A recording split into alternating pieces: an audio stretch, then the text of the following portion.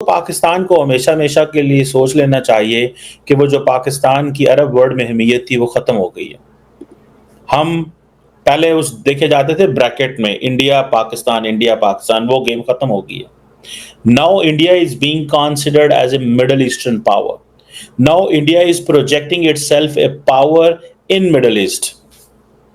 आज से 10 साल पहले ऐसे नहीं था। यूरोप को तो उसने ऑलरेडी जो है बेसिकली उसने घेरा हुआ है। अब वो चाहता है कि मैं अरब कंट्री को या मीन्स के गल्फ कंट्री को भी अपने बिजनेसेस के थ्रू, पैसा तो है ऑलरेडी फाइनेंशियली सेट है। साउथ अफ्रीका को इकट्ठा किया, उस तरह गल्फ को भी इकट्ठा कर लिया ना, गल्फ को इकट्ठा करके उसको लीड कर रहा है और अपनी एम्पावरमेंट जो है वो बेसिकली वो दिखाता है। सो अमारातीज हों, सऊदीज हों, सारे के सारे 1.4 बिलियन के इंडिया में अपॉर्चुनिटी देख रहे हैं and they are not looking India in terms of Hindu India and फलाना इंडिया एंड टमकाना इंडिया। वो कहते हैं भाई पीछे हट जाओ। और ये जो एवोल्यूशन है in India Middle east relationship, ठीक है जी, ये इंटरनेशनल ऑर्डर के ऊपर बड़ी सारी तब्दीलियां लेके आएगा। कंट्री की एक फॉरेन पॉलिसी होती हो गया सर। है, उस फॉरेन पॉलिसी के मुताबिक इन्होंने चलना होता है। इसमें नो डाउट हमारा इंडिया के साथ जैसा भी जो रिलेशन है, अच्छा है या बुरा है, लेकिन वो एक बहुत बड़ी इकोनॉमी है इस वक्त। दोस्तों, ये वही जीसीसी है जिसके दम पर पाकिस्तान ने भारत की नाक में दम करके रखा हुआ था पिछले 60 सालों में। लेकिन मोदी जी और डॉक्टर जयशंकर ने इनको ऐसा मोल्ड कर दिया है, इन्होंने पाकिस्तान को निकाल के बाहर कर दिया। दोस्तों, पाकिस्तान के हाथ में अगर आज भिखारी, अगर वो कटोरा पकड़ा हुआ है ना भीख मांगने का, तो उसका कारण ही यही है कि मोदी जी और डॉक्टर जयशंकर ने पाकिस्तान को पूरी दुनिया से काट के अलग करके रख दिया। जाओ भैया, तुम हिंदू नफरत बेच लो। अब कोई भी पाकिस्तान को पसंद नहीं करता दोस्तों। पूरी दुनिया पाकिस्तान से नफरत करती है, जो पाकिस्तान भारत से नफरत करता था, और पूरी दुनिया भारत से प्यार करती है। देखिए कमाल की बात, इसे कहते हैं कर्मों का फल। पाकिस्तान को उसके कर्मों का फल मिल रहा है दोस्तों। और सच पूछो तो मुझे खुशी होती है, क्योंकि अगर आज हम गलती से पाकिस्तान की जगह होते, पाकिस्तान हमारी जगह होता है दोस्तों, ये आए दिन हमारे पर अटैक करता। अब ये चुपचाप बैठा हुआ क्योंकि इसके पास तेल के पैसे तक नहीं है, लड़ेगा क्या। आप भी कमेंट्स कीजिएगा, वीडियो को लाइक कीजिएगा और चैनल को सब्सक्राइब जरूर कर लीजिएगा। Thank you very much. तो इंडिया और जीसीसी की जो फर्स्ट एक मिनिस्ट्रियल डायलॉग हुआ है, उसमें अगर आप देखें तो जो जॉइंट कम्युनिके है, एक तो पाकिस्तान को हमेशा हमेशा के लिए सोच लेना चाहिए कि वो जो पाकिस्तान की अरब वर्ल्ड में अहमियत थी वो ख़त्म हो गई है। हम पहले उस देखे जाते थे ब्रैकेट में इंडिया पाकिस्तान, वो गेम ख़त्म हो गई है। Now India is being considered as a Middle Eastern power. Now India is projecting itself a power in Middle East. आज से 10 साल पहले ऐसे नहीं था। आज मिडल ईस्ट देख रहा है दिल्ली, लखनऊ, चेन्नई, मुंबई, पुणे, हैदराबाद जैसे जो बड़े बड़े शहर हैं, उनको as an island of stability, and वो देख रहे हैं कि वहाँ बिजनेस मॉडल्स के तौर पे देखे जा रहे हैं। आज middle eastern and western world जो है वो इंडिया के एकेडमिक्स से, स्टूडेंट से, जर्नलिस्ट से, बिजनेस कम्युनिटी से उनसे बात कर रही है, उनको देखना चाह रही है।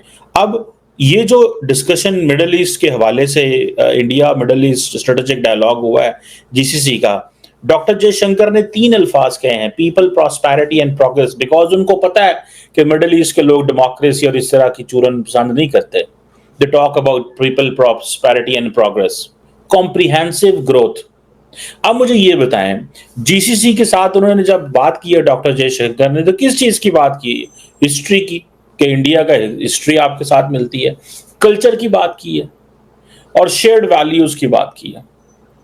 3 चीजों की बात की है। सो इट मींस वो कह रहे हैं कि हमें इस्लामिक लेंस से ना देखें, हमें हिस्ट्री से देखें, हमारा कल्चर एक है, हमारी वैल्यूज एक है।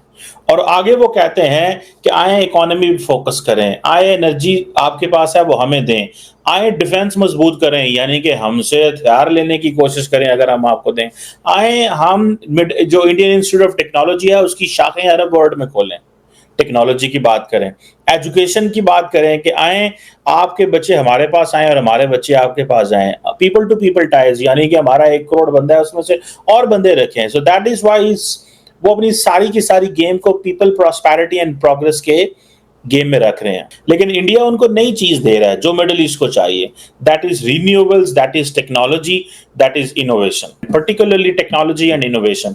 ये चीजें जो है अरबियों को पसंद है स्टेट लेवल पे, अगर मैं आपको सही तौर पर बताऊं कि दे बिलीव कि energy renewable and technology and innovation. बल्कि उन्होंने देखे, उन्होंने गजा की भी बात की डॉक्टर जयशंकर ने, और उन्होंने गजा के सारे इशू को किससे लिंक कर दिया, इंटरनेशनल ह्यूमैनिटेरियन लॉ।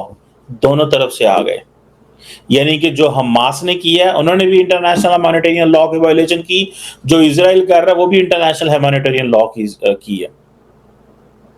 ठीक है जी। और ये इस चीज में वो जिसे वो कहते हैं ना, और साथ में इजराइल को भी खुश कर गए और कहा जी कि हम जो दहशतगर्दी है और इसको जो होस्टेज टेकिंग है इसको हम बर्दाश्त नहीं करते। अब देखें, मिडिल ईस्टर्न जो ममालिक हैं उन्होंने अपनी तरफ से तो एक साइलेंस रखी है, वो उनकी जो पोजीशन है वो गजा के ऊपर क्या है। अगर इंडिया, वैसे तो सारे हमास को सपोर्ट करते हैं, लेकिन वो कहते हैं कि ये टेररिज्म है। ठीक है जी, ये टेररिज्म है जो हमास कर रहा है।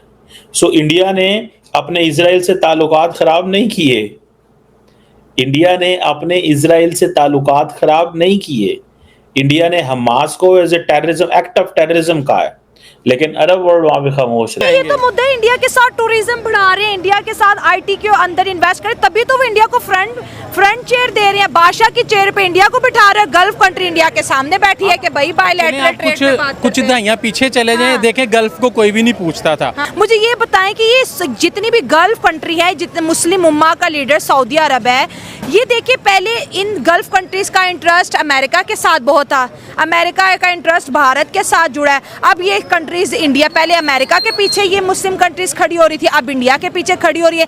इस ग्लोबली, इस पूरे रीजन में देखें तो इंडिया कितनी बड़ी पावर बन गया, बताएं। इंडिया पावर तो बन गया है, ठीक है। अब जो है असल में हर कंट्री को अपने जो हैं वो बेनिफिट्स नज़र आ रहे होते हैं, क्योंकि देखें इस वक्त जो है मसलन वो कंट्री विलेज बन चुका है पूरी दुनिया। अब हर कंट्री जो है अपने बेनिफिट्स के लिए दूसरे के साथ रिलेशन बनाता है। इंडिया स्टार्ट से ही चाहता है, सबसे पहले तो इंडिया का मोटिव ये है कि इंडिया पाकिस्तान को वीक करना चाहता है। अच्छा, वो फाइनेंशियली भी, इंटरनेशनली भी और नेशनल दोनों जो है ना सूरतों में वो वीक करना चाहता है। दूसरा ये जो आपने कहा कि इंडिया ने जीसीसी के इजलास में 6 गल्फ कंट्रीज़ को एक टेबल पे इकट्ठा किया। हाँ। सबसे मेन एजेंडा उसका तो ये है कि वो बेसिकली यूरोप में तो ऑलरेडी वो फिट है। हाँ। ठीक है, आप देखेंगे कनाडा में अब दूसरी सबसे बड़ी लैंग्वेज जो है वो इंडियन हो गई है, आपको ठीक पता हो है। गया, सही है। तो उसके बाद जब गल्फ़ की तरफ आए तो सऊदीया में सबसे ज़्यादा बिजनेसेस जितने भी हैं इंडियन हैं। हाँ, बिल्कुल। सुपरवाइज़र जितने भी इंडियन है, ठीक है। दुबई आप चेक कर लें तो आपको पता है सबसे बड़ा मंदिर और जितने अरबों का बनाया वो इंडियन ने बनाया, ठीक है, ठीक जिस हो पे गया। विजिट्स भी हुआ ये लास्ट पे। सही हो तो गया, ये ठीक है, बेसिकली हाँ। मोटिव है इंडिया का कि वो यूरोप को तो उसने ऑलरेडी जो है बेसिकली उसने घेरा हुआ है। अब वो चाहता है कि मैं अरब कंट्री को या मीन्स के गल्फ कंट्री को भी अपने बिजनेसेस के थ्रू, पैसा तो है ऑलरेडी, जैसे इंडिया फाइनेंशियली ने सेट साउथ है। अफ्रीका को इकट्ठा किया, उस तरह गल्फ को भी इकट्ठा कर लिया ना।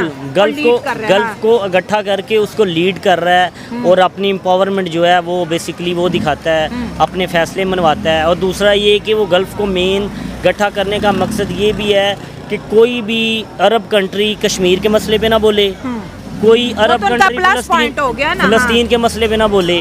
तो ये बेसिकली प्लस पॉइंट है और ये बेसिकली इनके जो हैं वो एडवांटेजेस भी उठाता है ना।